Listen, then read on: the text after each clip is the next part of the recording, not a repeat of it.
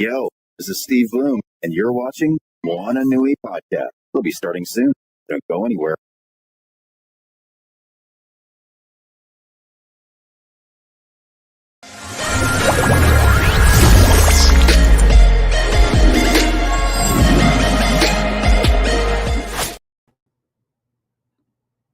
Welcome to another special episode of Malachi's Corner. We are also we're still focusing on the LGBTQ, celebration for this month. And we decided that for the month of June, we're going to, at least on a somewhat bi-weekly, not really bi-weekly, but on a weekly basis, we wanted to showcase some very special creators in the indie community who identify as LGBTQ. And I'm excited to have our guest today. He's a good friend of mine. We enjoy sharing silly memes because, I love delicious memes, but I am glad he's on the show. David Crownson, you may know him from, Harriet Tubman, Demon Slayer, which is going to be a TV show soon, which we'll discuss later. And currently he is doing a Kickstarter, which is actually doing extremely well today. So it's called Nightmare in Newark. Please welcome David Crownson to the show. Hello, sir. Snap. What up, everybody? How's it going? How you doing, Mr. Bailey? You good? You all right? You good? Well. So what's interesting? I didn't even know this, and I haven't even. Oh wait, hold on. I can't. Oh, can you hear me? I lost you for a second on audio. I don't want you to lose me. Oh wait, I still can't hear you. You can hear me? Oh no. Can you hear me now? Is it me? No, it's not me. I can hear you. Everyone can see you and hear you. We'll figure this out, ladies and gentlemen. Yeah. Can you hear me? I can hear you, yeah. Okay. It's weird because when we were backstage, it was working, but let me see. Let me go to settings and see if it's it makes sure that you're not muted. Yeah, all my stuff is working. Okay. We'll figure this out, everybody. It's all good. We can hear it. Okay, yeah, Dana can hear me. Dana, can you hear Malachi? Everyone can hear you both. That's so weird. Okay, so everyone can hear us both. But I can't hear Malachi, which is strange. That's but this is what I'll do. This is what I'll do. Let me see. I'm gonna post my questions in the private chat. Can you still can't hear me, David? All right, I'm going to audio. Okay.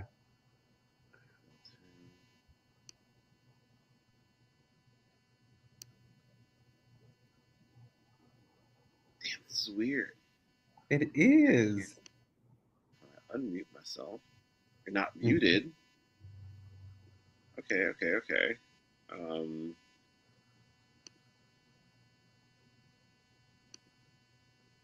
Test. Okay, there's speakers built in. David Mal's going to put his questions to you here. Check your volume. Yeah, but my volume is all the way up. I'm like, okay, it was totally fine. We were just when I logged in, but now it's like acting goofy. So I don't know. I don't know.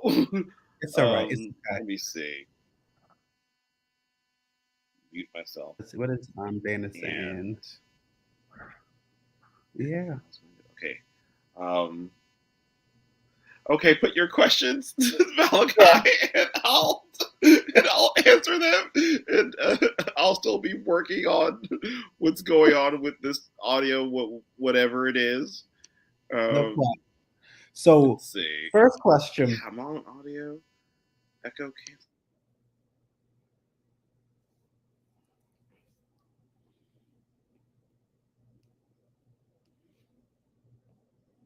See, now I can't hear you now.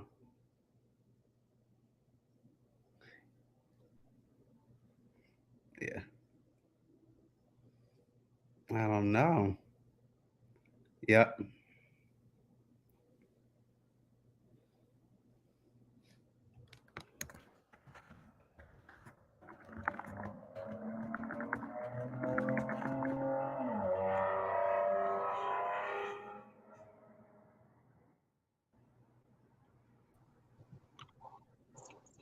Okay, well, David is figuring out his technical issues, everyone. Thank you for joining.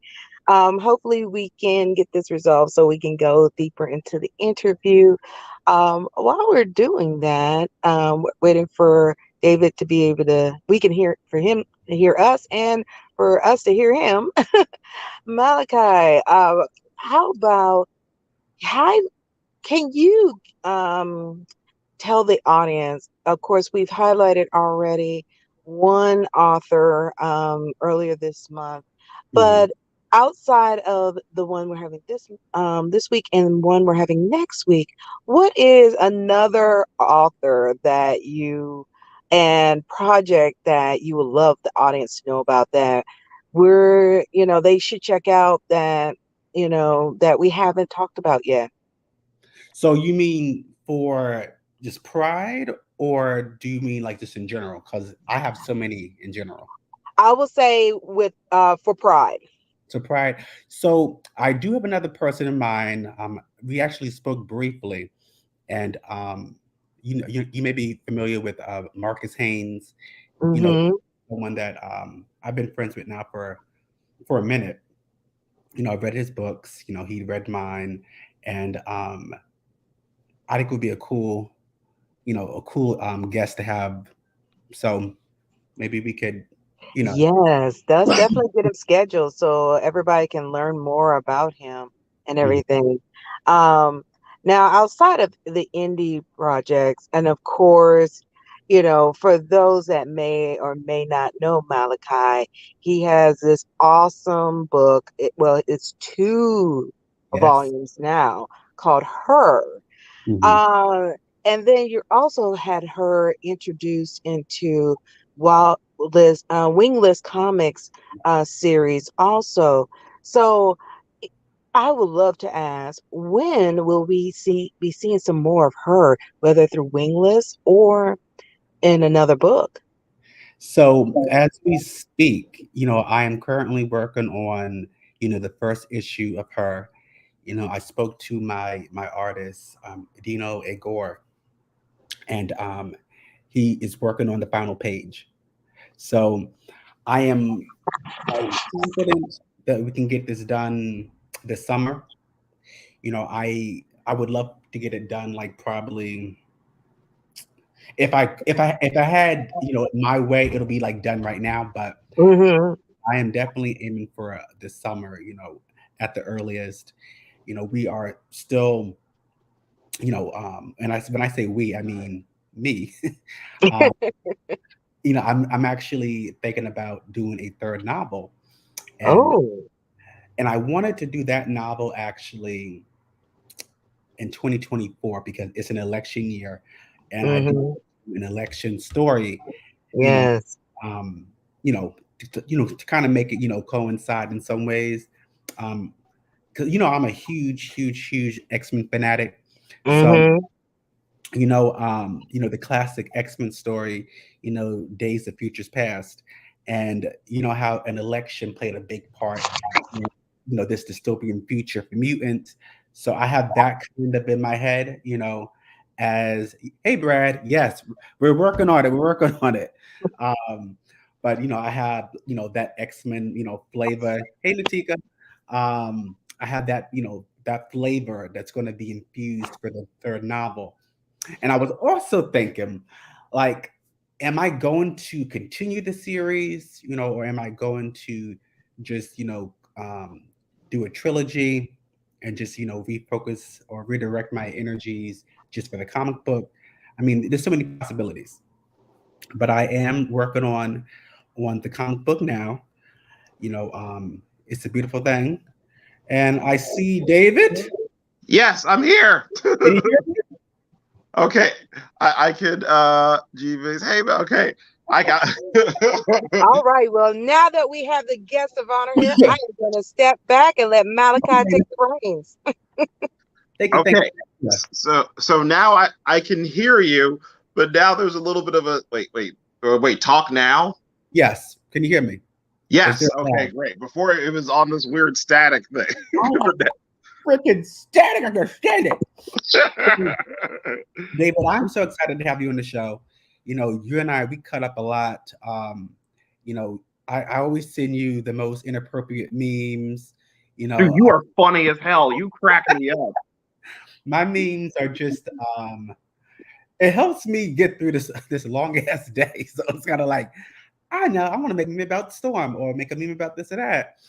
But so what is up with good morning, man? How come you are so prejudiced against people saying good morning to you?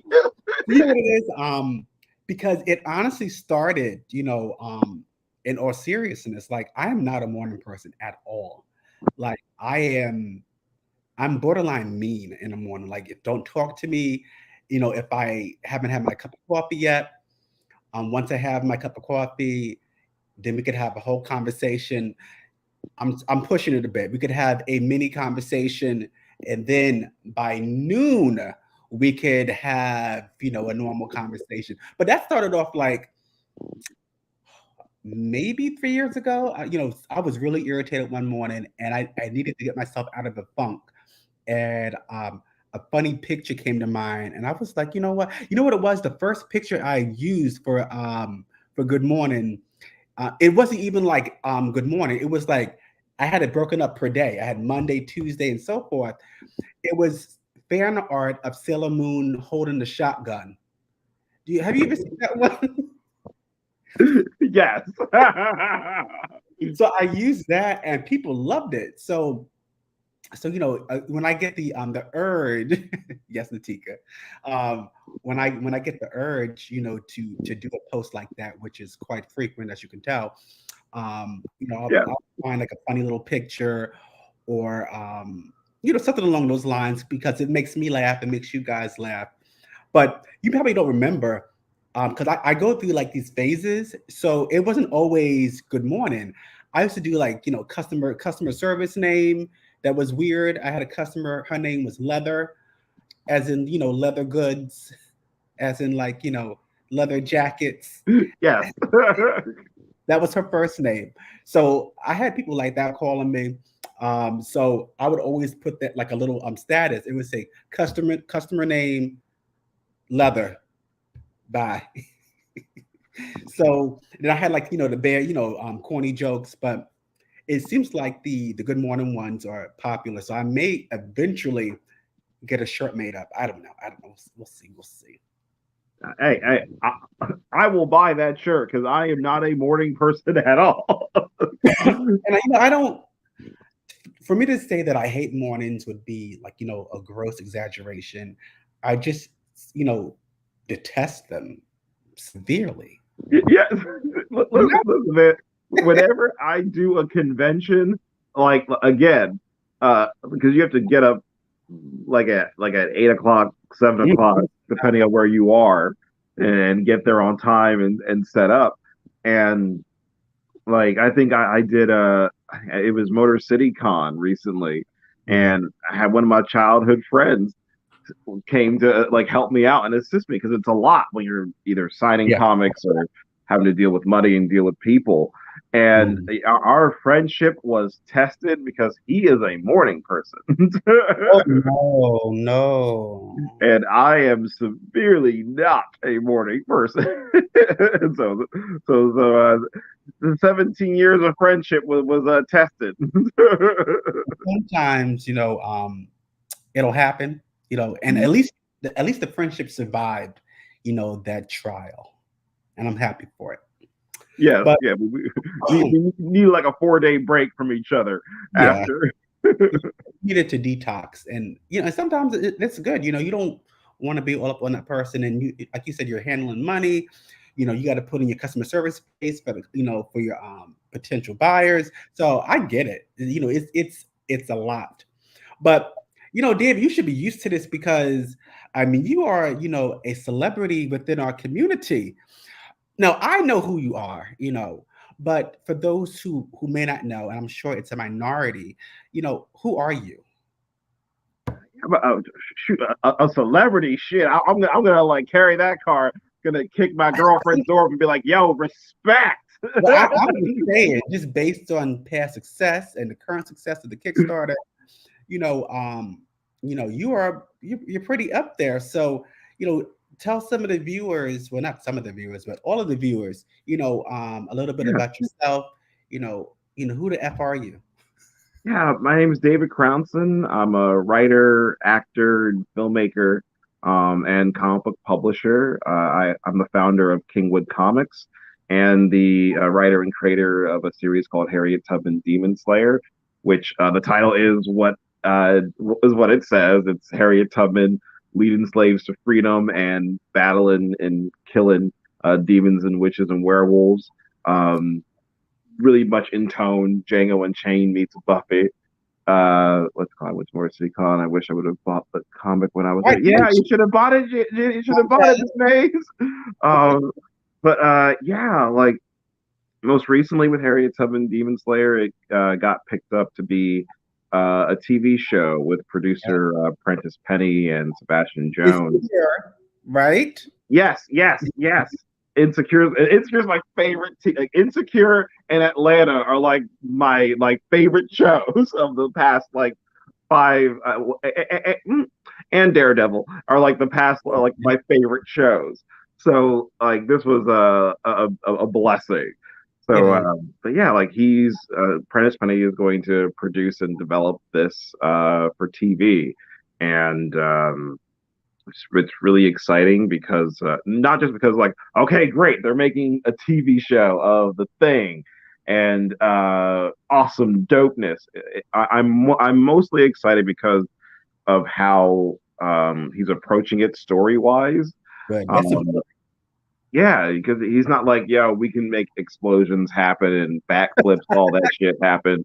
We gotta care and get emotionally underneath what's happening with these characters on the page first. Mm-hmm. So that makes me feel good about this process. And most recently, I'm doing a book called Nightmare in Newark. And the Kickstarter is live. So pledge, donate to that, please. You know what? Let me get the link. I want to drop that, in the comments so people can be aware of, the book that I actually pledged to. Thank you. It spoke to my heart, and I was like, listen, this is something that I really liked. For those who haven't been to the Kickstarter yet, but they will after seeing this, I really liked how you did the advertisement for it. I love that you had actors doing promo. Yeah.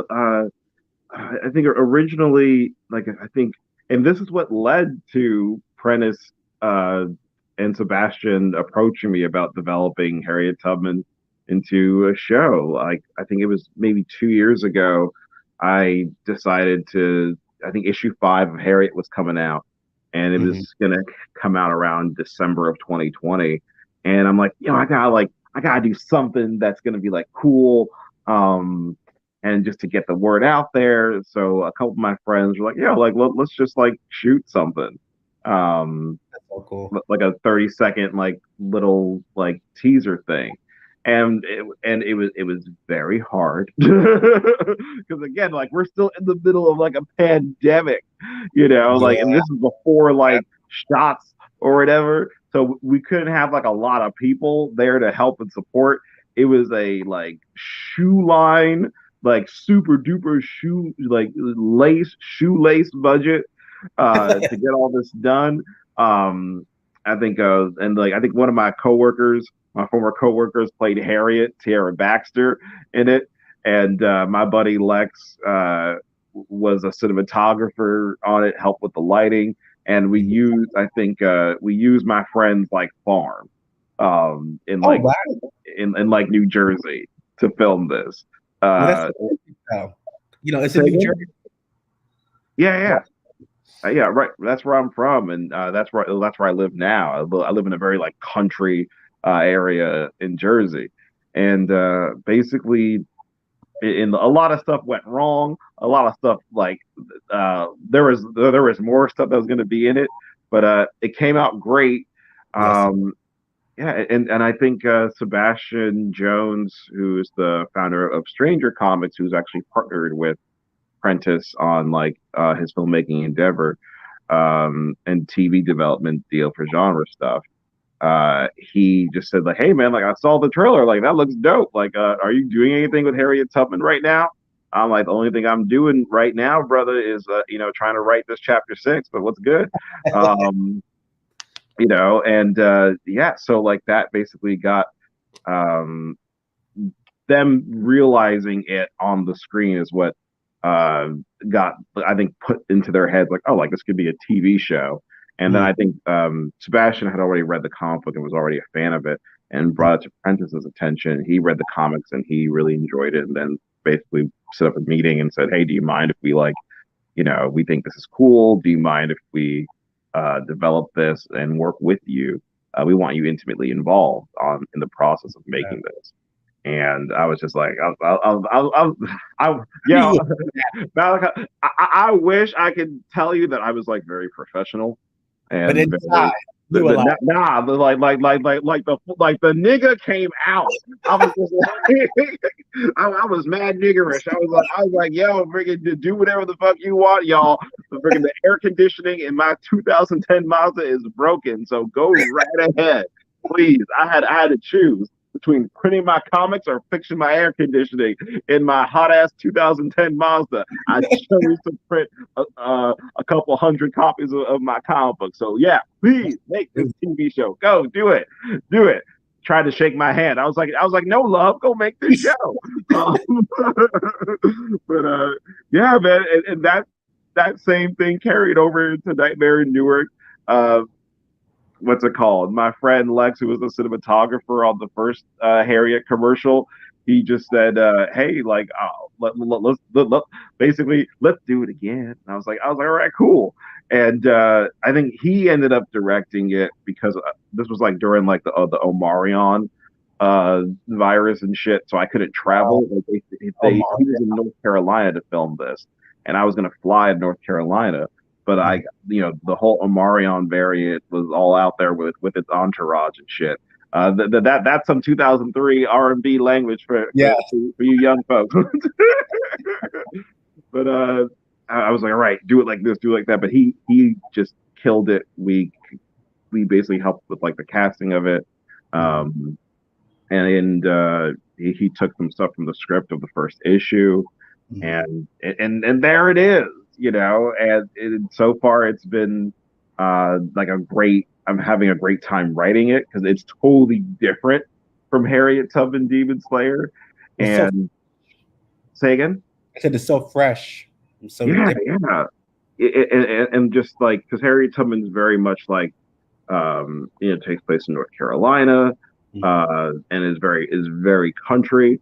And like the language is totally different, obviously, because of like the year, and also a totally different like mythology. This is literally like this is Newark, New Jersey. All right, and like in 2022, but like present day. And I basically say for Nightmare in Newark, it's Friday meets Cloverfield, where as far as like the comedy and tone of Friday, but then like what if an alien invasion like happened in the middle of Friday?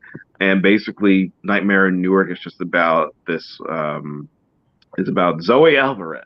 And Zoe Alvarez is coming out to her family on Thanksgiving, and that shit is scary to come out to your family when you black or Afro Latina, because our community has issues with it. So she's gonna come out to her family. She has a lot of like nerves and stress about it, and a ton of anxiety.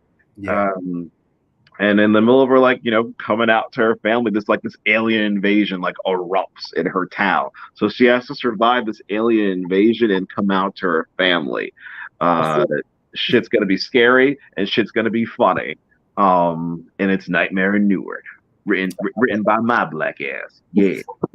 So I know you said that it's a combination of Friday and Cloverfield, but what was the inspiration? You know, what made you decide to embark on this particular story? Like, you know, what spoke to you? Originally, it was a work for hire gig.